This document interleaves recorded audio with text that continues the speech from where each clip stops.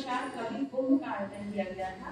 फिर भारत पाकिस्तान द्विपक्षीय संबंधों पर अटल जी की नीतियों का प्रभाव पर एक परिचर्चा हुई थी। उसके बाद अटल जी उसके पश्चात सर्व शिक्षा अभियान के अंतर्गत निबंध प्रतियोगिता का आयोजन किया गया था। पोखरण में परमाणु परीक्षण पर आधारित संगोष्ठी भी हुई। उसके पश्चात पर्यावरण दिवस के अवसर पर एक पोस्टर प्रतियोगिता भी करवाई गई थी। तत्पश्चात एक प्रश्नोत्तरी प्रतियोगिता हुई। कार्यक्रमों में बड़े प्रदर्शन में भाग किया, जिसके परिणाम स्वरूप ये कार्यक्रम सफल हुआ और तमाम विधायक के सहयोग के बिना ये कार्य हो ही नहीं सकता था। साथ में प्राचार्य के कुशल निर्देशन के हिसाब से ही हम लोगों ने इन सब की भी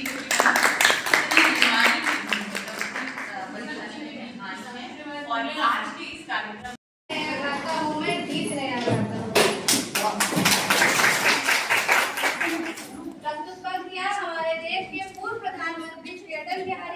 द्वारा लिखी गई कविता का एक छोटा सा अंश है।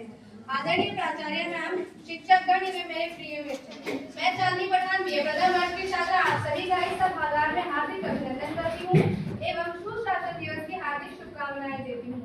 आज मैं प्रगति की ऊंचाइयों तक ले जाता है। सुशासन का अर्थ है पारदर्शिता, जवाबदेही, भ्रष्टाचार मुक्त प्रशासन, जनता की भागीदारी। जब सरकार जवाबदेही होती है तो हर सपने हकीकत होते हैं। जब सरकार जवाबदेही होती है तो सब सपने की चीजों के लिए बड़ा कदम उठाना पड़ता है। जैसे मेरा मानना सिर्फ इतना है कि सुशासन केवल एक शब्द नहीं बल्कि राष्ट्र की जीवन रेखा है जिसे आज हम जी रहे हैं। वहाँ गए हमें वोट डालकर जागरूक होकर और ईमानदार नेतृत्व चुनकर एक सुशासन की बुनियाद को मजबूत करना चाहिए। डिजिटल इंडिया, जीएसटी और जनधन जैसी कई योजनाएं इसके चमकते उदाहरण हैं जो सीधे जनता तक अभी लाभ पहुंचा रहे हैं। इस सभा में उपस्थित सभी मनुष्यों से मैं अनुरोध करती हूँ कि आइए आज संकल्प लें कि हम ऐसा भारत बनाएंगे जहाँ सुशासन की ज्योति की रोशनी हर कोने को रोशन करेगी। एक अध्यापक और मेरे प्यारे साथियों, सर्वप्रथम तो आप सभी को भारत रत्न श्रद्धेय श्री अटल बिहारी वाजपेयी के जन्म शताब्दी की हार्दिक शुभकामनाएं।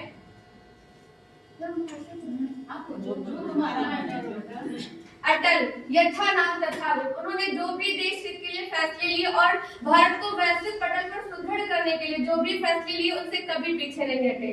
उत्तर प्रदेश में आगरा जिले के प्राचीन स्थान बटेश्वर के मूल निवासी पंडित कृष्ण बिहारी वाजपेयी, जो मध्य प्रदेश के ग्वालियर में अध्यापन कार्य करते थे, वहीं सिंधी की छावनी में 25 दिसंबर 1924 को उनकी पत्नी सहधर्मिणी श्रीमती कृष्णा वाजपेयी ने ब्रह्म मुहूर्त में अटल जी को जन्म दिया। इनके पिता अध्यापन कार्य के साथ कॉलेज से इन्होंने अपने बीए की परीक्षा उत्तीर्ण की। उसके बाद अपने छात्र जीवन में ये राष्ट्रीय स्वयंसेवक संघ के स्वयंसेवक बन गए और राष्ट्रीय स्तर की वाद विवाद प्रतियोगिताओं में भाग लेते रहे। उसके पश्चात इन्होंने कानपुर के डीएवी कॉलेज से एमए की परीक्षा राजनीति शास्त्र में प्रथम श्रेणी में उत्तीर्ण की। इन्होंने अपने पिता के साथ एलएलबी की पढ़ाई भी शुरू की, लेकिन उसे बीच में ही विराम देकर ये संघ के कार्य में पूरी निष्ठा से जुड़ गए। डॉक्टर श्यामा प्रसाद मुखर्जी तथा पंडित दीनदयाल के निर्देशन में इन्होंने राजनीति का तो जी के जन्म दिवस को सुशासन दिवस मनाया जाता है, सुशासन दिवस के रूप में मनाते हैं। डॉक्टर प्रियंका मैडम ने हम सबको बहुत सारी विस्तृत जानकारी विशाल करने अपनी कविता के माध्यम से आपको एक संदेश दिया, वो चीजें जो आपने जानी। क्योंकि जब हम किसी महान व्यक्तित्व के कृतित्व की चर्चा करते हैं तो हमें देखना पड़ता है कि ऐसी कौन सी चीजें थी जो सामान्य व्यक्तियों से हुई। क्योंकि आप सब यहाँ मेरे कैडेट्स बैठे हुए हैं और मैम ये आपका बड़प्पन है कि आपने मुझे कभी कहा। मैं 2 लाइन कहूँगी कि लेखक कवि मैं हूँ नहीं मुझ में कुछ ज्ञान, त्रुटियां हो गई यदि यहाँ माफ करें जी हाँ। क्योंकि कई बार कुछ चीजें जैसे अभी ट्रेनिंग चल रही है तो ट्रेनिंग शेड्यूल दिमाग में चलता है कि इनकी क्लासेस कैसे ज्यादा से ज्यादा हो, लेकिन आज जब हम अटल जी की बात कर रहे हैं, सुशासन की बात कर रहे हैं तो सुशब्द का अच्छा जो अर्थ होता है वो सब जानते हैं।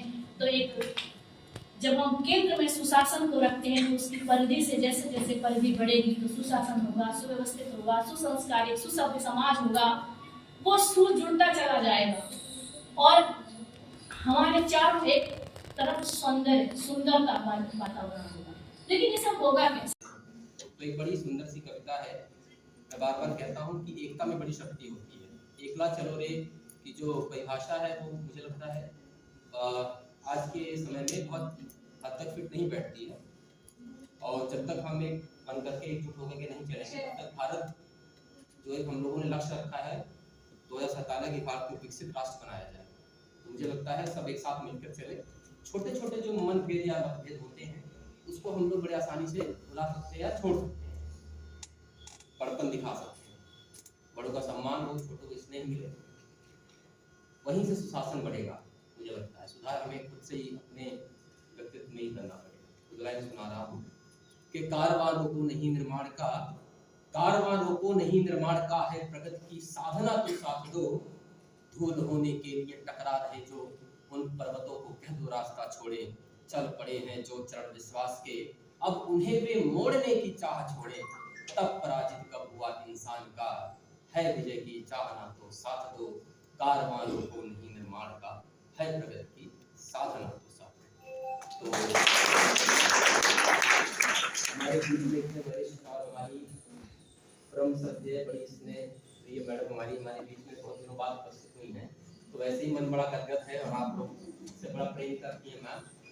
इससे ऊपर हर दल के लोग उनके प्रशंसक थे, भले उनकी राजनीतिक मजबूरियां उनको अटल जी का आलोचक बना दें, लेकिन अंदर अंदर वे सभी जानते थे कि अटल जी का जो व्यक्तित्व है और उनकी जो विचारधारा है जिसमें राष्ट्र सर्वोपरि है, सांस्कृतिक राष्ट्रवाद, क्योंकि वो जानते थे कि कोई भी राष्ट्र तब तक उन्नति के पथ पर अग्रसर नहीं हो सकता जब तक वो अपनी संस्कृति के उन्नयन के लिए प्रयास नहीं करेगा। यदि हम अपनी जड़ों से कट जाएंगे, कोई वृक्ष आप उसको कितना भी पुष्पित पल्लवित देखना चाहते हो, वो पानी डालते रहिए, लेकिन अगर उसकी जड़ें कमजोर हैं या जड़ें उसकी कटी हुई हैं तो वो सर्वाइव नहीं कर सकता है।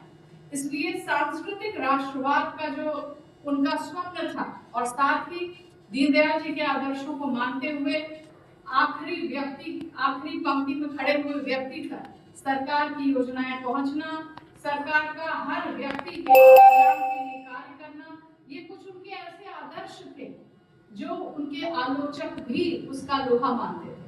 और आज जब हम अटल जी को याद करते हैं तो उनका दार्शनिक व्यक्तित्व, उनकी हाजिर जवाबी, उनकी कविता, उनका राष्ट्र के लिए एक विजन, ये सारी चीजें हमारे दिमाग में आती हैं और बरबस भी हम अपना सर उनके लिए सम्मान से झुका देते हैं। आज हमारे ही शहर में सब लोग भाजपा के और देश के सभी कोने कोने से आए हुए लोग जुटे हुए हैं और जैसा कि प्रीति मैडम ने कहा कि वो जगह जहां वो राष्ट्र प्रेरणा स्थल बन रहा है वो जब हम कुछ, और ये गुड गवर्नेंस का ही एक छोटा सा एग्जाम्पल है कि उस कूड़े के ढेर 3 ऐसी मूर्तियां, ऐसी जो हमारे राष्ट्र के पुरुष हैं, दीनदयाल जी, श्यामा प्रसाद मुखर्जी जी और अटल बिहारी वाजपेयी जी, उनकी मूर्तियां लगाकर उस कूड़े के स्थल को एक ऐसे सुंदर स्थल में परिवर्तित कर दिया गया है और वो राष्ट्र प्रेरणा स्थल भी उसका नाम खूब अच्छा दिया गया है। हम उनसे प्रेरणा ले सकें एक मजबूत आत्मशक्ति की, एक मजबूत दृढ़ आत्मशक्ति की, मानसिक क्षमताओं के सशक्त होने की, क्योंकि ये हमारी जो कमजोरी है वो हमारे मस्तिष्क में ही है। जैसे कि ये ऊपर लिखा था, आप लोगों ने वो पिक्चर देखी होगी स्त्री, जैसे उसमें एक लाइन थी कि घर में लिखा होता था वो स्त्री का, तो कुछ इसी से इंस्पायर होकर हमने लिखी है कविता। लेकिन मेरा टाइटल है ओ स्त्री तुम कल मत आज ही आना, ओ स्त्री तुम कल नहीं आज ही आना, मगर आना तो साथ लाना ढेर सा साहस, आत्मबल और दृढ़ संकल्प। अब अपने सपनों को गिरवी मत रखना किसी की ख्वाहिशों को पूरा करने के लिए, जैसे मोस्टली माएँ करती हैं अपने बच्चों के लिए और बड़े लड़कियां करती हैं अपने छोटे भाई बहनों के लिए। आगे है आसमां को छूने की सिर्फ चाहत मत रखना, अपने पंखों को रफ्तार देना, अब दुआएं ना करना धरती फटने की। सबको पता है किसके बारे में बात कर रहे हैं, फटने की, बल्कि अपने खड़े होने की जमीन को और भी पुख्ता करना, खुद में इतनी मजबूत बनना कि कोई भी तुम्हारी साड़ी का पल्ला छू ना सके, साहस ना कर पाए अब कोई भी तुम्हारे आगे खड़े होने का, किसी की अब तुम मोहताज न बनना, किसी की गलती पर अब तुम अहिल्या सी पत्थर मत बनना, गलती किसी और की थी लेकिन पत्थर महिला बनी थी, किसी और की गलती पर अब तुम अहिल्या सी पत्थर ना बनना, किसी को ठोकर देकर गिरा सको ऐसी चट्टान। ओ स्त्री तुम कल नहीं आज ही आना, 16 श्रृंगार करना, पर किसी को रिझाने के लिए नहीं, खुद की खुशी के लिए खूब सजना संवरना, मगर किसी के उपभोग के लिए नहीं, स्वयं के स्नेही के लिए, और मजबूती से करना अपना अस्तित्व, रचना अपनी ही कलम से अपना अमिट इतिहास। कोई स्त्री तुम कल नहीं। बहुत अच्छा बेटा, चांदी ने बहुत अच्छे से बताया कि सुशासन का तात्पर्य क्या है। और अगर हम अटल जी की बात करते हैं तो सदैव ही उन्होंने अपने जीवन में उन चीजों को ही महत्ता दी जो वास्तव में प्रासंगिक थी। क्योंकि आज एक महाविद्यालय में हम लोग बैठ के जो आयोजन कर रहे हैं, इसका सबसे बड़ा उदाहरण है कि अटल जी ने ही इस महाविद्यालय की नींव रखी थी। एक बार मन से उनको नमन करते हुए जोरदार ताली हम लोग बजाएंगे। इसके बाद मैं आमंत्रित कर रही हूँ मनीषा को, जो आकर अटल जी पर आधारित एक कविता का पाठ करेंगी। श्री पूर्व प्रधानमंत्री अटल बिहारी वाजपेयी जी की जन्म शती पर शत नमन और श्रद्धा सुमन अर्पण। इस कार्यक्रम की आयोजिका विद्यार्थी जी, संचालिका, वर्ष भर चलने वाले अटल जी के कार्यक्रमों के संचालिका और कर्मठ राजधानिका डॉक्टर बीबी वाजपेयी जी, मंच की अग्रिम पंक्ति पर आसीन वरिष्ठ एवं कनिष्ठ प्राध्यापक एवं मेरे प्यारे बच्चों, बहुत समय बाद आप लोगों का इस तरह से आमना सामना हो रहा है। बहुत अच्छा लग रहा है, किंतु भी कुछ होती है। प्यारे बच्चों, अटल जी के बारे में क्या कहा जाए, एक बहुत ही कवि हृदय कवि के बारे में कहा जाता है जो त्रिकालदर्शी होता है, वही कवि होता है जो भूत भविष्य और वर्तमान को देख लेता है, जो अपनी रचनाओं में इन सब के द्वारा एक नया संसार बसाता है। माननीय अटल बिहारी वाजपेयी जी के ये, जैसा कि मैथिली शरण गुप्त जी ने भी कहा था, वियोगी होगा पहला कवि, वियोगी होगा पहला कवि, आह से उपजा होगा गान, निकल कर नैनों से चुपचाप बनी होगी कविता।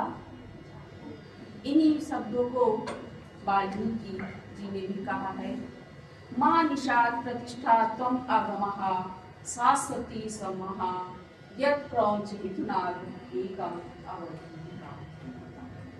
हे क्रौंच, तुम अधिक समझते होगे क्योंकि तुमने क्रौंच युगल का वध किया है, जो कि एक शाश्वत संसार की शाश्वत सृष्टि के सर्जनकर्ता थे। प्यारे बच्चों, का हृदय जो बहुत ही संवेदनशील होते हैं, वही जो अटल बिहारी वाजपेयी का सुशासन आज का जो टॉपिक है, इसके बारे में हम सभी जानते हैं। आगे जाना प्रियंका मैम से, प्रीति मैडम से, विशाल जी से, नेहा मैडम से, उनकी क्या क्या नीतियाँ रही हैं और देश को चलाने में क्या है उनका योगदान रहा है। उन्हें अजात शत्रु योगी नहीं कहा जाता है। अजात शत्रु जिसका कोई शत्रु न जाता शत्रु सा अजात शत्रु, अर्थात संसार में जिसका कोई शत्रु न पैदा हुआ है। ऐसे प्रतिद्वंदी, राजनीतिक प्रतिद्वंदी सामने तो बहुत होते हैं, किंतु पीठ पीछे सभी उनकी प्रशंसा करते थे। उनके अधिक समय नहीं लूंगी क्योंकि मुझे भी थोड़ी सी प्रॉब्लम है खड़े होने में भी और बैठने में भी। बस 2 लाइनें उनकी कहकर अपनी बात खत्म करूंगी। बात आए आती है तो आए, गिरे गिरे प्रलय की घोर घटाए, घिरे प्रलय की घोर मिटाए, पाँवों के नीचे अंगारे, पाँवों के नीचे अंगारे, सिर पर बरसे यदि ज्वालाएं, सिर पर बरसे यदि ज्वालाएं, निज हाथों से हंसते हंसते, निज हाथों से हंसते हंसते, आग लगाकर जलना होगा, आग लगाकर जलना होगा, कदम मिलाकर चलना होगा, कदम मिलाकर चलना होगा।